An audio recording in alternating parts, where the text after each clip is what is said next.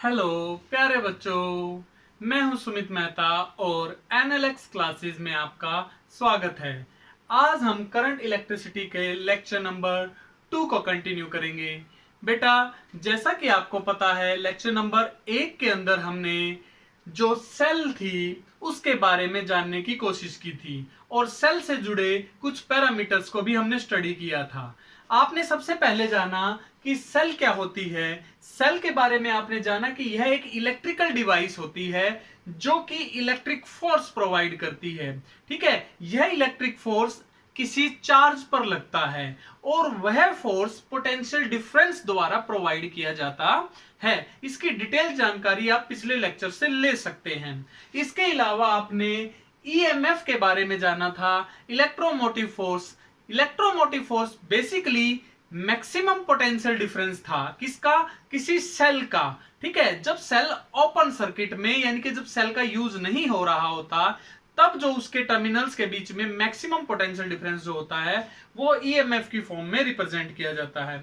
इसके अलावा आपने ये भी जाना कि सेल के अंदर जो मटेरियल यूज किया गया है, इलेक्ट्रोड्स और इलेक्ट्रोलाइट, उसकी वजह से सेल का अपना इंटरनल रेजिस्टेंस भी होता है जिसकी वजह से सेल के अंदर पोटेंशियल ड्रॉप होता है। ठीक है, और आखिरी टर्म जो आपने पढ़ी थी वो थी terminal potential difference. Terminal potential difference में आपने जाना था कि जब सेल को क्लोज सर्किट में यूज किया जाता है, यानी कि सेल को यूज करके जैसे ही हम की को ऑन कर देते हैं, सर्किट क्लोज हो जाता है और करंट फ्लो करना शुरू कर देता है।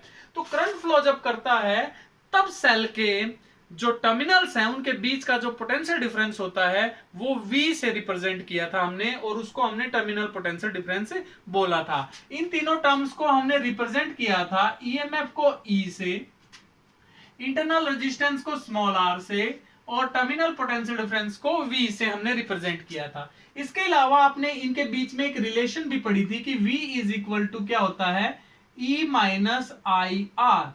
ये कंडीशन क्लोज सर्किट पे अप्लाई करनी है। ठीक है, जब सर्किट क्लोज होगा और करंट फ्लो करेगा तो हमारा V E minus I R के बराबर आपने लिया था। आपको ऑलरेडी पता है कि जो V है वो लेस देन रहेगा या फिर इक्वल तो ओपन सर्किट में होगा, लेस देन रहेगा किससे, E से। ये कंडीशन आप पढ़ चुके हैं। तो पहले लेक्चर का ये थोड़ा सा एक क्विक रिव्यू था। ठीक है, आज हम क्या पढ़ने जा रहे हैं। इस लेक्चर में हमारे पास सेल जो डेवलप हो चुकी है, हमारे पास जो सेल है वो इस रूप में मिल चुकी है। एक E है हमारे पास, एक R है, और उन दोनों के कॉम्बिनेशन से हमारे पास इस प्रकार से एक रिप्रेजेंटेशन ऑफ सेल बन जाता है। तो जब भी आप सेल को रिप्रेजेंट करेंगे, E और R दो ये पैरामीटर से रिप्रेजेंट करेंगे, और इस प्रकार से इन दोनों टर्मिनल्स के बीच में जो पोटेंशियल डिफरेंस बनेगा जब क्लोज सर्किट में इसको यूज किया जाएगा वो होगा V, और V क्या होगा, E माइनस आई आर। ठीक है, ये आपको समझना है कि सेल को कैसे रिप्रेजेंट करना। तो this is the representation of a cell. इस सेल में से जब करंट फ्लो करेगा तब हमें इसको लेना है इस प्रकार से। तो अब बेटा हमारे पास एक सेल है, उसके बारे में तो आप जान चुके हैं, पर जब हम सर्किट को यूज करते हैं तो सर्किट में जो हमें वोल्टेज चाहिए वो डिजायर वोल्टेज प्राप्त करने के लिए कई बार एक सेल सफिशिएंट नहीं होती। तो ऐसी स्थिति में हम क्या करेंगे, जैसा कि आपने रिमोट में देखा होगा। ठीक है, इसके अलावा आपने जितनी भी सेल से चलने वाली डिवाइस हैं, कार है, छोटे बच्चों के टॉयज आपने देखे, उनके अंदर आप सेल यूज करते हैं तो आपने देखा होगा कि एक से ज्यादा सेल्स का इस्तेमाल किया जाता है। एक्चुअली में क्यों किया जाता है, आपने ये पाया कि जो सेल्स थी उनको एक डिजायर वैल्यू की वोल्टेज प्रोवाइड करने के लिए हमने प्रयोग किया। फिर आपने थोड़ा और ध्यान दिया हो अगर, तो आपने देखा कि वो जो सेल्स हैं वो कनेक्टेड होते हैं और वो कनेक्टेड होने का एक तरीका यूज किया जाता है उनमें। ठीक है, तो आज हमारा जो टॉपिक है वो यही बताएगा कि सेल्स को किस प्रकार से आपस में कनेक्ट किया जा सकता है, कंबाइन किया जा सकता है to get a desire value of the voltage. ठीक है, तो बेटा आज का हमारा टॉपिक क्या कह रहा है, that is the combination of cell. तो कंटिन्यू करेंगे हम इस टॉपिक को, और टॉपिक का नाम रहेगा combination of cells, how the cells are combined to make a desire value. ठीक है, तो आज का टॉपिक है बेटा हमारा कॉम्बिनेशन ऑफ सेल्स। ठीक है, तो सर्किट में हम सेल्स को कैसे कंबाइन करें, ये हमारा आज का टॉपिक रहेगा। तो आपको ये अंडरस्टैंड करना है। आपको पता है कि जब भी कोई कॉम्बिनेशन हम पढ़ते हैं, रजिस्टर के केस में, कैपेसिटर के केस में आप पढ़ चुके हैं, तो वो बेसिकली 3 भागों में बांट देते हैं, हम उसको कैटेगराइज कर देते हैं। पहला हमारा होता है सीरीज कॉम्बिनेशन, दूसरा हमारा होता है बेटा पैरेलल कॉम्बिनेशन, और तीसरा हमारा होता है मिक्स्ड कॉम्बिनेशन। यानी कि ग्रुपिंग की भी बात करें तो सीरीज ग्रुपिंग ऑफ सेल्स, ये हमारा एक टॉपिक रहेगा। दूसरा मिक्स्ड ग्रुपिंग ऑफ सेल्स, ये हमारा टॉपिक रहेगा। और sorry, parallel grouping of cells रहेगा। और तीसरा है हमारा मिक्स्ड ग्रुपिंग ऑफ सेल्स। तो बेटा ये बेसिकली हम यूज करते हैं। इन कॉम्बिनेशंस को यूज करने का मोटिव हमें समझ में आ चुका है कि हम क्या करना चाहते हैं इन कॉम्बिनेशंस के लिए। क्यों करना चाहते हैं कॉम्बिनेशन? क्योंकि we want to get a desired voltage. ठीक है, हमें एक डिजायर्ड वोल्टेज चाहिए, तो हम इनको कॉम्बिनेशंस के रूप में इस्तेमाल करते हैं। ठीक है, तो सबसे पहले बेटा हम टॉपिक को स्टार्ट करते हैं। इस टॉपिक को हमारा सीरीज ग्रुपिंग का जो टॉपिक है बेटा, तो सीरीज ग्रुपिंग में क्या होता है, जब मैंने आपको पहले भी बताया है कि जब चेन बनती है, ठीक है, अब चेन कैसे बनती है, एक हाथ से हाथ पकड़ा जाता है, ये लेफ्ट हैंड है, ये राइट हैंड है, ये लेफ्ट हैंड है, तो ये जब लेफ्ट हैंड को राइट के साथ पकड़ा जाएगा दूसरी सेल के, दूसरे व्यक्ति के, तो वो एक चेन बना लेंगे। इस प्रकार से आपको पता है। तो सेल के अंदर क्या होता है, सेल में आपने पढ़ा है कि सेल बेसिकली एक सेल को कैसे रिप्रेजेंट करते हैं। ये एक सेल है आपकी, उसका रिप्रेजेंटेशन आपको पता है, ये होता है, ये पॉजिटिव टर्मिनल, ये नेगेटिव टर्मिनल। ठीक है, ये ईएमएफ उसका E1, ये उसका रेजिस्टेंस R1। तो ये जब negative terminal of one cell is connected to the positive terminal of second cell, इस प्रकार से, तो ये E2 और ये R2। तो बेटा ये देखो यहां पर एक ज्वाइंट आ गया। चेन के अंदर आपको पता, जब चेन बनी होती है तो उसमें जोड़ होते हैं, तो बेटा यहां पर भी जोड़ आ गया। मान लिया ये X टर्मिनल है, तो यहां पर एक टर्मिनल बनेगा Y टर्मिनल, और लास्ट टर्मिनल हमारा बनेगा Z टर्मिनल। तो इस प्रकार से X Y Z 3 टर्मिनल बन गए हैं, और 3 टर्मिनल्स ने क्या किया, 2 सेल्स को आपस में कनेक्ट कर दिया। अब हमने इस प्रकार का जो कॉम्बिनेशन यूज किया है, उस कॉम्बिनेशन का नाम रखा सीरीज कॉम्बिनेशन।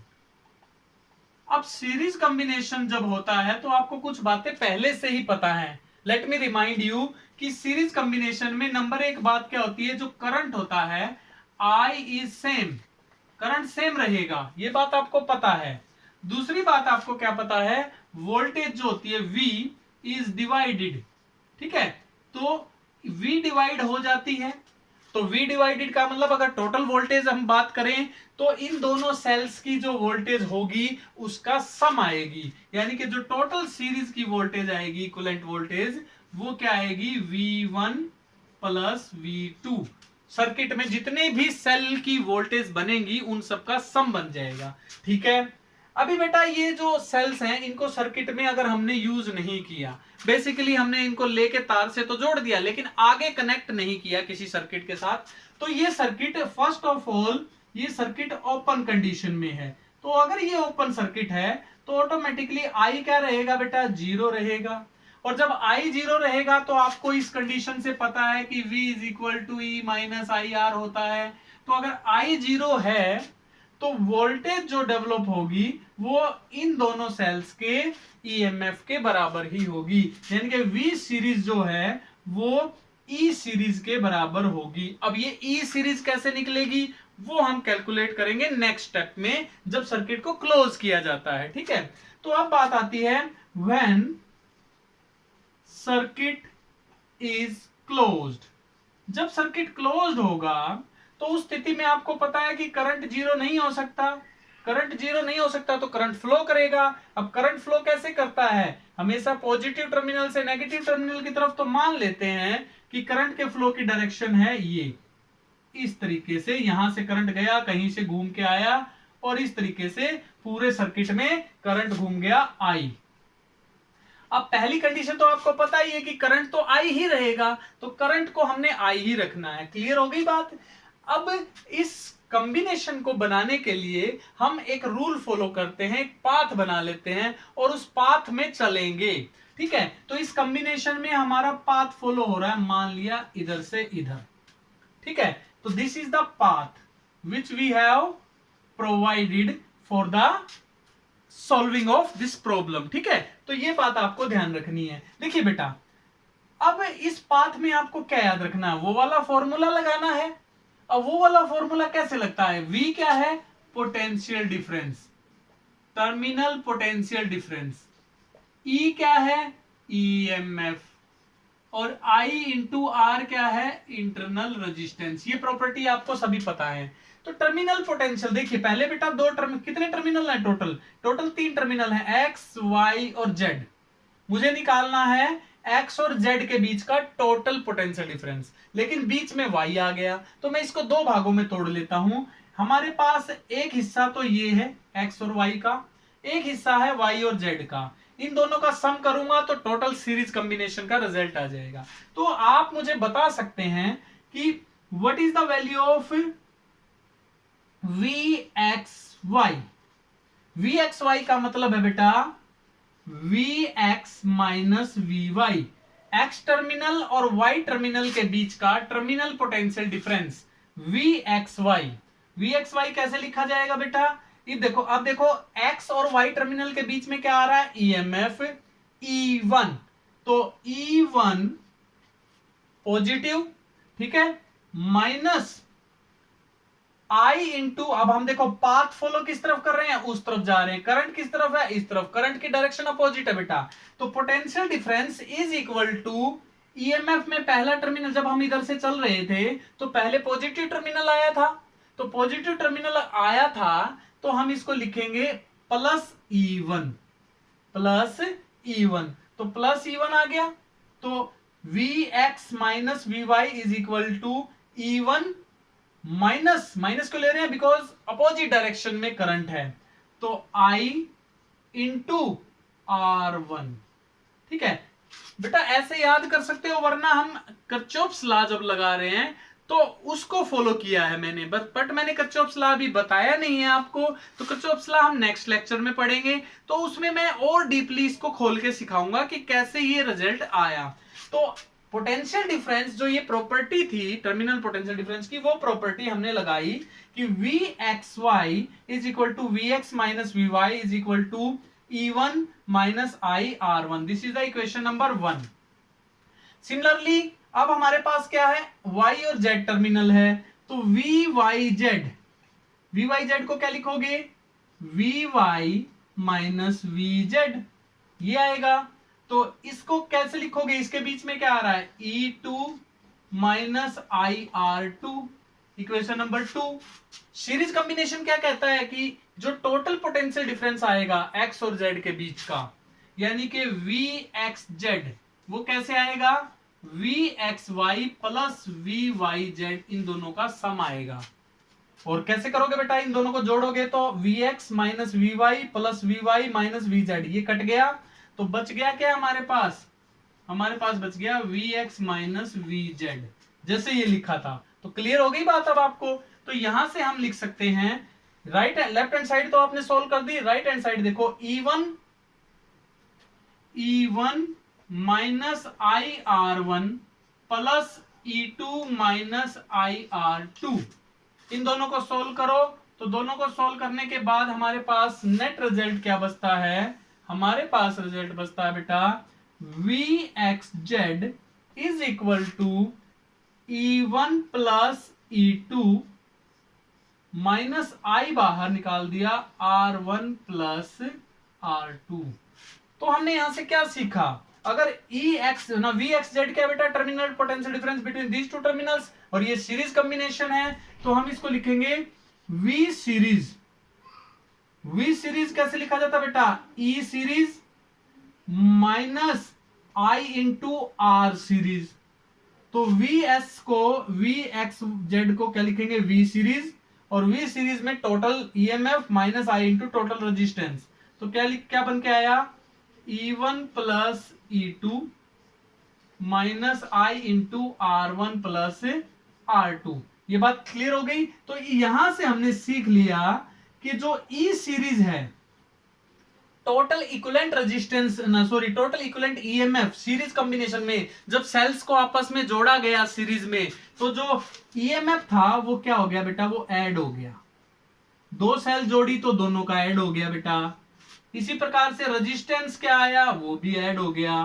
तो यहां से आपने दो बातें सीख ली कि जब सीरीज कॉम्बिनेशन लिया जाता है और सेल्स को आपस में कनेक्ट किया जाता है तो दोनों का ईएमएफ भी ऐड हो जाता है और दोनों सेल्स का इंटरनल रेजिस्टेंस भी ऐड हो जाता है। ये तो थी दो सेल। अगर ये बहुत सारी संख्या में हो तो सेम रूल लगेगा बेटा, if n cells are connected.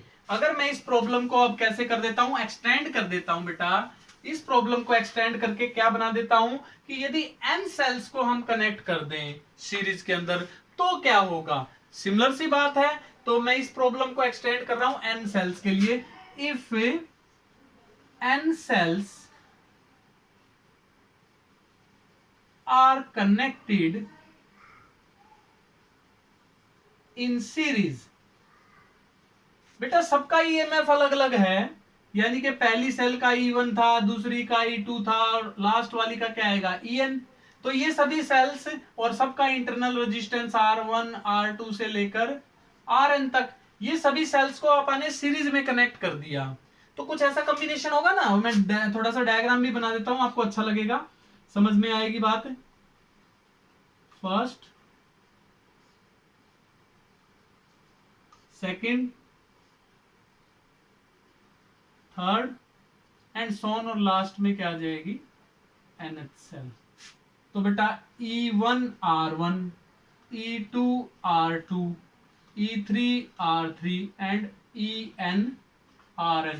इस प्रकार से आपने कनेक्ट कर दिया x और y के बीच में। ठीक है बेटा, तो आपको सेम रूल लगाना है, करंट तो सेम ही रहेगा। तो करंट अगर सेम रहेगा तो हम सेम रूल से E इक्विवेलेंट यानी कि पूरा सीरीज ईएमएफ क्या आएगा, E1 plus E2 plus E3 and so on EN तक। और R इक्विवेलेंट क्या आएगा, वो आ जाएगा R1 plus R2 plus R3 and so on Rn तक। तो बेटा ये रूल आपको याद रखना है सीरीज के लिए। क्लियर हो गई बात। अब इसमें थोड़ी सी बात आपको ध्यान रखनी है, ये तब रिजल्ट आएगा जब हमारा ये पॉजिटिव है, ये नेगेटिव है, नेगेटिव पॉजिटिव से कनेक्ट है, नेगेटिव पॉजिटिव से कनेक्ट है। तो जब नेगेटिव पॉजिटिव से कनेक्ट है दूसरी सेल के, तो सभी सेल्स का ईएमएफ ऐड होगा। लेकिन अगर ऐसी बात हो जाए, थोड़ा सा मॉडिफिकेशन आपको करवा रहा हूं मैं, एक सेल ये है बेटा, इसका नेगेटिव पॉजिटिव नेगेटिव, दूसरी सेल का नेगेटिव पॉजिटिव, देखिए अब इसमें देखिए आप क्या सिचुएशन चेंज हुई, इसमें नेगेटिव को नेगेटिव से कनेक्ट कर दिया गया है। तो अगर ऐसी सिचुएशन आ जाए, सिर्फ आपको पोलैरिटी चेंज करनी है, क्योंकि यहां पे पोलैरिटी चेंज हुई है। यहां पे आपने प्लस E1 लिया था, तो पोलैरिटी चेंज होने की वजह से माइनस E2 लेना है। तो जितनी भी सेल की पोलैरिटी बदल जाएगी, इससे अपोजिट हो जाएगी, उतनी सेल्स का ईएमएफ माइनस हो जाएगा। तो इस कॉम्बिनेशन में जो E इक्विवेलेंट आएगा, दो सेल लिए ना बेटा, अब क्या आ जाएगा, ये तो प्लस E1 आ जाएगा, ये माइनस E2 हो जाएगा। तो बेटा ये रिजल्ट आपको ध्यान रखना है कि सेल की पोलैरिटी चेंज करने से उसका ईएमएफ भी माइनस हो जाएगा। ठीक है, ये बात आपको क्लियर कट ध्यान रखनी है। रेजिस्टेंस पे कोई फर्क नहीं पड़ेगा, रेजिस्टेंस का रिजल्ट यही रहेगा। तो फॉर एग्जांपल, एक एग्जांपल ले लेते हैं बेटा, थोड़ा सा और समझ लेते हैं। अगर मैंने n सेल ले रखी हैं और उनको सीरीज में जोड़ दिया, ठीक है, तो उनका ईएमएफ तो ये आएगा बेटा, टोटल इक्विवेलेंट। अब उसके साथ साथ मैंने m सेल्स और ले ली, अभी आसान ही करवा रहा हूं, तो m सेल्स को सीरीज में जोड़ दिया अपोजिट पोलैरिटी के साथ। अपोजिट पोलैरिटी के साथ। तो क्या होगा, पहले n सेल जुड़ी हुई थी, जैसे ये जुड़ी हुई है बेटा, इसके साथ मैंने m सेल और जोड़ दी। अब जितनी भी सेल जोड़ी है बेटा, अगर एक जोड़ी है तो एक माइनस हो जाएगा, दो जोड़ी है तो दो का माइनस हो जाएगा। तो ऐसी सिचुएशन अगर हो जाए तो क्या आएगा आपको बता सकते हैं आप? तो E1 से लेकर En तक तो स्टार्ट हो जाए बेटा, ये तो रहेगा पॉजिटिव माइनस। अब फिर क्या चलेगा, नेक्स्ट m आ गई ना, तो n+1 अगली सेल माइनस, उससे अगली सेल का फिर से माइनस। कहां तक जाएगा बेटा, ये माइनस चलेगा n+m तक, क्योंकि n सेल जो थी उनका प्लस था और उससे एक्स्ट्रा जोड़ी है मैंने, तो इन सेल्स का सबका माइनस चलेगा। तो मेरे ख्याल से अब आपको ईएमएफ कनेक्ट करना आ गया होगा, जोड़ना आ गया होगा टोटल सीरीज में, कैसे ईएमएफ कब पॉजिटिव लेना है कब नेगेटिव लेना है। तो ये पिक्चर आपको पूरी तरह से क्लियर हो गई होगी। रेजिस्टेंस वही होगा, एड ऑन होगा, ठीक है। तो ये आपको सीरीज कॉम्बिनेशन क्लियर हो चुका है। तो अब कुछ स्पेशल बातें हम पढ़ेंगे सीरीज कॉम्बिनेशन की, कि भाई मैंने क्या किया, मैंने सीरीज में तो जोड़ दिया इनको, ठीक है। थोड़ा सा मॉडिफिकेशन कर लेता हूं, कहां तक, एन सेल तक। ये लो एक्स और वाई। अब सर्किट को क्लोज कर देते हैं बेटा, थोड़ा सा एक बार इसको एक एक्सटर्नल रेजिस्टेंस से जोड़ देते हैं, जिसको आर बोलते हैं, और ऐसे कनेक्ट कर देते हैं एन सेल्स के साथ, एन सेल के साथ। ये हो गया E1 R1 आपको पता है, E2 R2 आपको पता है, EN RN आपको पता है। क्लियर हो गई बेटा बात। इसको आर रेजिस्टेंस से हमने जोड़ दिया। जैसे ही सर्किट क्लोज किया, आपको पता करंट फ्लो करेगा, करंट फ्लो करेगा तो ईएमएफ कितना आएगा। अब ये कॉम्बिनेशन देखो, प्लस का माइनस के साथ, माइनस का प्लस के साथ, सभी की पोलैरिटी ऐसी है, तो इसीलिए हम ई इक्विवेलेंट को क्या लिखेंगे, ई इक्विवेलेंट को क्या लिखेंगे बेटा, E1 plus E2 and last En। और आर इक्विवेलेंट को क्या लिखेंगे, R1 प्लस R2 लास्ट में क्या आएगा, Rn। अब बेटा मॉडिफिकेशन करते हैं, अगर ये सभी ईएमएफ बराबर हो और सबका इंटरनल रेजिस्टेंस भी बराबर हो, तो उन सेल्स को बोलते हैं आइडेंटिकल सेल्स। भाई सेल्स आइडेंटिकल्स कब होती हैं, जब सबका ईएमएफ और सबका इंटरनल रेजिस्टेंस बराबर होगा, तो हमारी सेल्स आइडेंटिकल सेल्स हो जाएंगी। तो सबका ईएमएफ हमने मान लिया E के बराबर है, और सबका इंटरनल रेजिस्टेंस मान लिया R के बराबर है। तो अब क्या आएगा बेटा रिजल्ट, E इक्विवेलेंट का मान आ जाएगा 1 2 3 4 एंड सो ऑन NE। सारी सेल्स का ईएमएफ जुड़ जाएगा बेटा, 1 जमा 2 जमा 3 n संख्याओं का जोड़ n इंटू E। इसी प्रकार से R इक्विवेलेंट क्या आ जाएगा, NR। तो ये केस तब बनाना है जब आइडेंटिकल सेल्स ले ली जाए। क्लियर हो गई बात। अब इन आइडेंटिकल सेल्स को, सबका ईएमएफ और वो सब बराबर कर दिया, अब इन आइडेंटिकल सेल्स को हमने थोड़ा सा आसान करने के लिए बस हमने फिर क्या किया बेटा, एक्सटर्नल रेजिस्टेंस के साथ जोड़ दिया। तो सर्किट क्लोज होते ही करंट फ्लो करेगा, करंट फ्लो कर रहा है, यहां से ऐसे जा रहा है। तो देखिए करंट की वैल्यू कैसे निकालोगे आप, करंट का मान कैसे निकालते हैं, करंट का मान होता है टोटल ईएमएफ। अब टोटल ईएमएफ क्या निकल के आया बेटा, टोटल ईएमएफ आ गया NE divided by total resistance. Total resistance क्या है, सीरीज कॉम्बिनेशन है, तो R प्लस NR। तो this is the current which is flowing in the series grouping of cell. Series grouping identical cell की कर दी जाए तो उसमें जितना करंट फ्लो करेगा वो ये फॉर्मूले से निकल जाएगा। आपको मेरे ख्याल से क्लियर हो गया होगा कि टोटल करंट कैसे निकलेगा। अब देखिए बेटा, यहां पर जो करंट की वैल्यू है, आई की जो वैल्यू है, वो कैसे डिसाइड होती है, क्योंकि देखिए कोई भी आप सर्किट ले रहे हैं, उस सर्किट्स में सेल्स को जोड़ रहे हैं, तो बेटा आपको मैं वही तो कह रहा हूं कि कितना करंट अगर आपको डिजायर वैल्यू का नहीं मिल रहा है तो वो सेल जोड़ने का कोई फायदा नहीं होगा सर्किट में। तो बेटा हमें अपनी डिजायर वैल्यू का करंट प्राप्त होगा या नहीं होगा, इस बात का जवाब कहां से मिलेगा, इस बात का जवाब मिलेगा इस कंडीशन से। कंडीशन क्या है बेटा, condition number 1, if R is very very greater than N R, या ये कह लो कि R से। अगर बेटा एक्सटर्नल रेजिस्टेंस इंटरनल रेजिस्टेंस से बहुत ज्यादा है तो जो एन आर वाली टर्म है उसको हम नेग्लेक्ट कर देंगे, नेग्लेक्टेड। कि हम मान के चलते हैं कि जो सेल्स होती हैं उनका इंटरनल रेजिस्टेंस जो लिया हमने वो बहुत ही कम है, नई सेल लगाई है, बाद में तो बढ़ता जाता है इलेक्ट्रोड्स और इलेक्ट्रोलाइट्स में जैसे जैसे चेंजेस आएंगे तो वो बढ़ जाएगा, लेकिन स्टार्टिंग में हम मान के चलते हैं कि भाई internal resistance of all the cells are negligible, तो एनआर तो कम हो जाएगा बेटा, आर बच गया। अब ये इस फॉर्मूले में पुट करो, एनआर को नेग्लेक्ट कर दो तो आई इज इक्वल टू क्या आ जाएगा, N E by R, N E by R. ये जो ई बाई आर है ये क्या है बेटा, current through current of single cell, single cell ने जो करंट दिया बेटा वो है ये, ठीक है। तो हमने क्या सीखा कि अगर हम N identical cells of negligible internal resistance use कर ले तो उनको सीरीज में लगा दिया जाए तो जो करंट आएगा बेटा, और कंडीशन क्या है, एक्सटर्नल रेजिस्टेंस इंटरनल रेजिस्टेंस से बहुत हाई ले लें तो उस कंडीशन में हमारा जो टोटल सीरीज करंट है वो n times current of single cell, यानी कि करंट बहुत बढ़ गया है और हमें ज्यादा करंट चाहिए, इसीलिए प्रैक्टिकल यूज में अगर लेके आना है आपको तो सीरीज में सेल्स को इस प्रकार से यूज करें कि उनका इंटरनल रेजिस्टेंस बहुत कम हो एक्सटर्नल रेजिस्टेंस की तुलना में, क्योंकि उसी सिचुएशन में हमें प्रैक्टिकल करंट मिल पाएगा जो हम यूज कर सकते हैं। अब आप कहोगे कि सर अगर हम ऐसा ना करें, अगर हम इस कंडीशन को मेंटेन नहीं करते हैं तो क्या होगा, तो फिर आप यही कर सकते हो कि भाई R is very very less than N are.